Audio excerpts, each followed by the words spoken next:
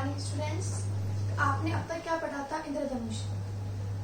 कल का टेस्ट कैसे हुआ आप लोगों का? उम्मीद है कि ईमानदारी से किया होगा, ये नहीं कि टीप टाप के किया हो। ठीक है, अब अपना नेक्स्ट टॉपिक है प्रकाशीय उपकरण। प्रकाशीय उपकरण मतलब ऐसे उपकरण जो किसके सिद्धांत पे काम करते हो? प्रकाशीय किसके सिद्धांत पे काम करते हो? प्रकाशीय के वाला ही तो चैप्टर चल रहा है आपका। तो वो उपकरण क्या कहलाएंगे आपके? प्रकाशीय उपकरण। ठीक है, तो प्रकाशीय उपकरण में आपके 3 उपकरण आप पढ़ोगे। पहला है आपका नेत्र, दूसरा आपका संयुक्त सूक्ष्मदर्शी,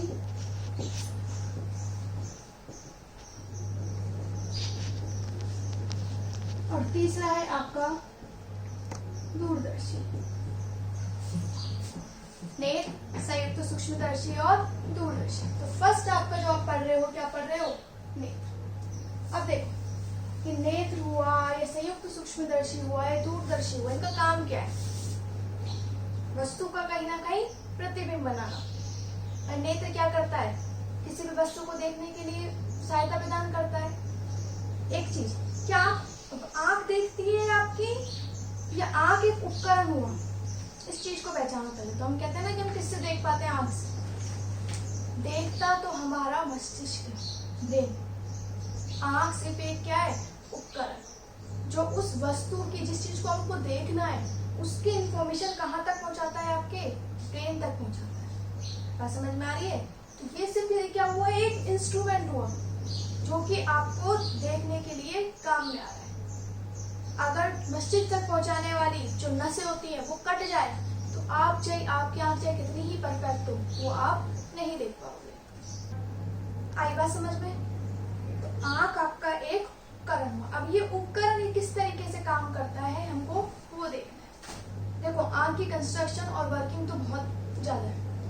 हमको कितना देखना है कि हमारा एज ए प्रकाशीय उपकरण कैसे आंख आपकी काम कर रही है, कि उसमें कौन सी प्रकाशिकी का सिद्धांत लग रहा है, किस तरीके से वो आप प्रकाशीय उपकरण बन पा रहा है। थोड़ी बहुत उसकी कंस्ट्रक्शन देखेंगे, ज्यादा डिटेल में नहीं जाएंगे अपन लोग, अपने कोई काम का नहीं है।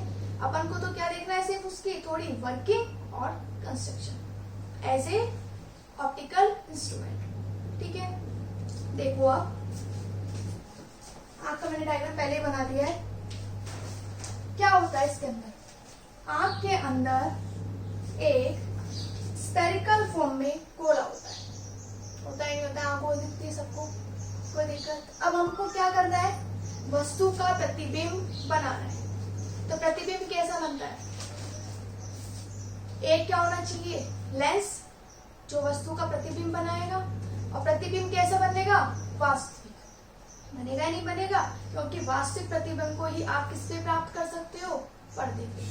कि लेंस के सामने एक पर्दा होना चाहिए और पर्दे पे हमारा कैसा प्रतिबिंब बनेगा? वास्तविक प्रतिबिंब बनेगा। वो वास्तविक प्रतिबिंब कैसा होगा? उल्टा या सीधा? वास्तविक प्रतिबिंब हमेशा उल्टा होता है। ये बात समझ में आ गई? तो आपके पास एक गोला हो गया, ठीक है, गोले के अंदर एक लेंस हो गया। इसमें लेंस कौन सा यूज होता है आंख के अंदर? उत्तल लेंस। कौन सा यूज होता है? उत्तल। लेकिन उत्तर में भी थोड़ा सा ट्विस्ट ये है कि इसकी एक पृष्ठ इस तरीके से होती है, बिल्कुल वक्रनुमा।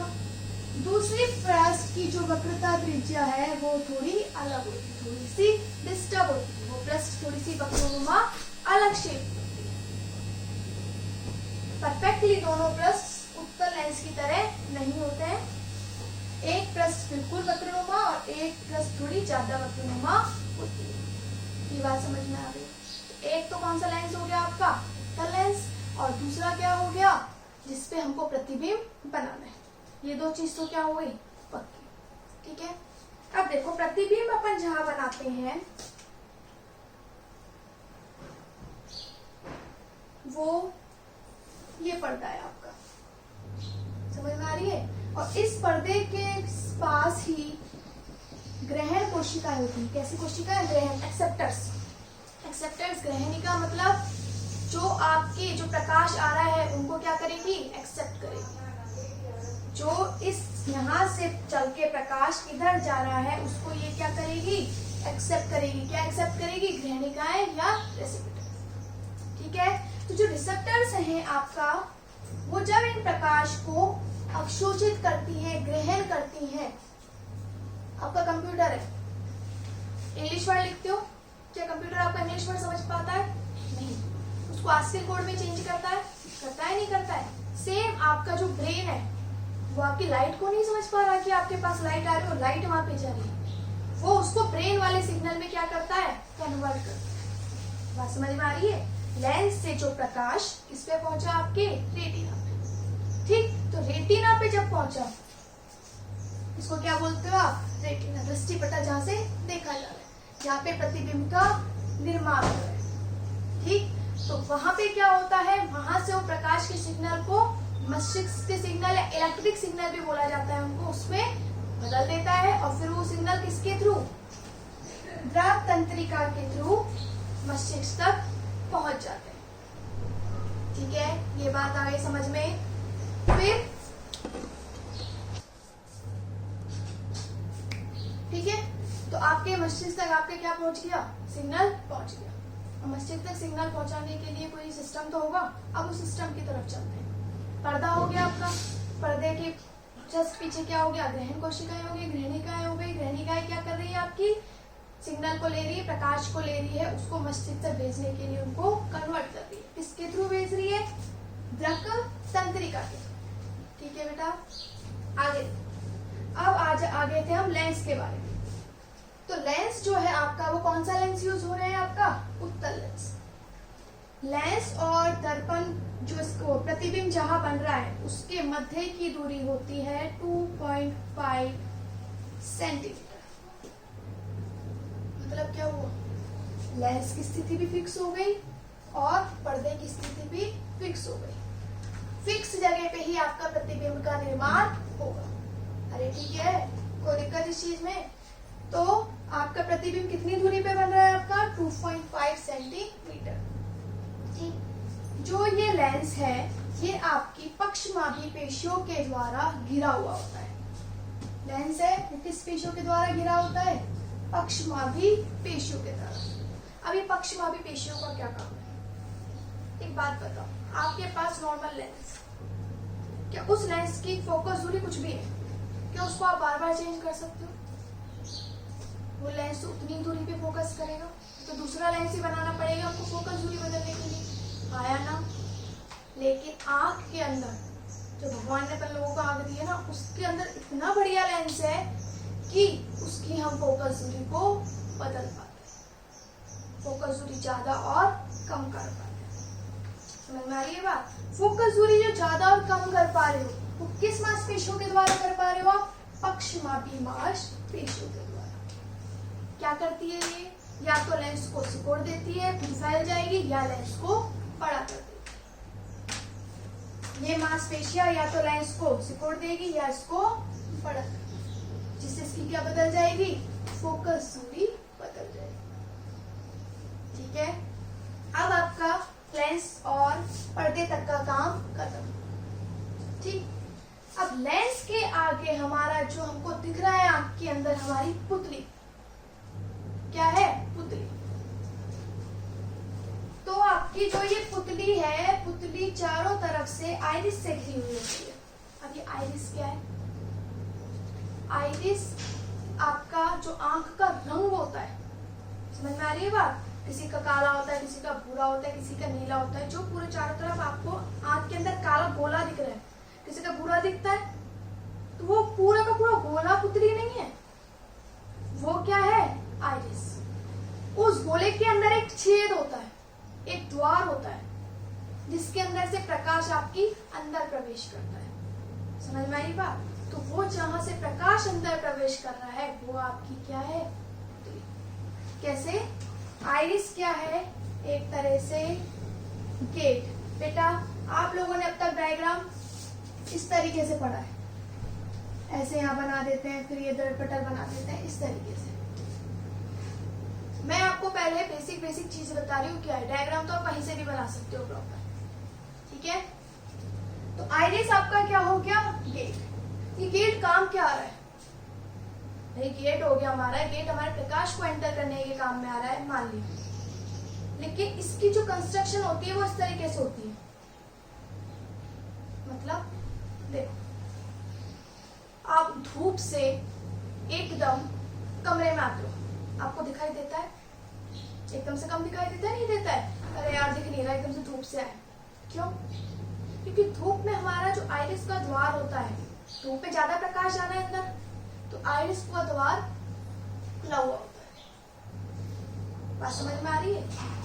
एकदम से उसके अंदर आ जाते हैं अंधेरे में, प्रकाश कम जाता है, हमको कम दिखाई देता है। जैसे आप थिएटर हॉल से बाहर जाते हो, थिएटर हॉल में आपकी आंख बिल्कुल ऐसी हो जाती, खुली हुई होती है अच्छे से।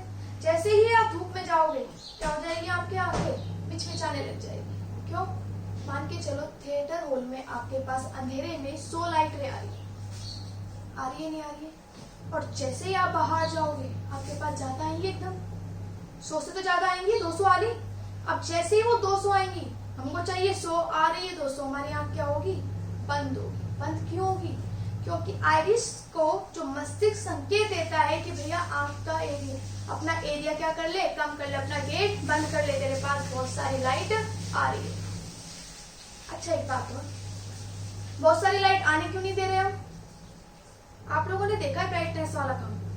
अगर किसी पिक्चर की ब्राइटनेस ज्यादा बढ़ा दोगे, वो पिक्चर क्या हो जाएगी? बिल्कुल व्हाइट। ये एकदम कम कर दोगे तो पिक्चर क्या हो जाएगी? एकदम डार्क। तुम्हें तो परफेक्ट इमेज के लिए परफेक्ट ब्राइटनेस चाहिए ही नहीं चाहिए।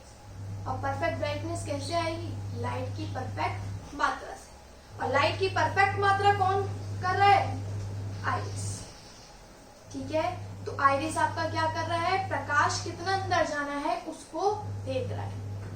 ज्यादा जाना है थोड़ा भर जाएगा गेट, कम जाना है कम हो जाएगा। और आइरिस के अंदर जो एक छेद होता है जिससे प्रकाश अंदर जा रहा है, इससे प्रकाश अंदर जा रहा है, ये आपकी क्या है? पुतली।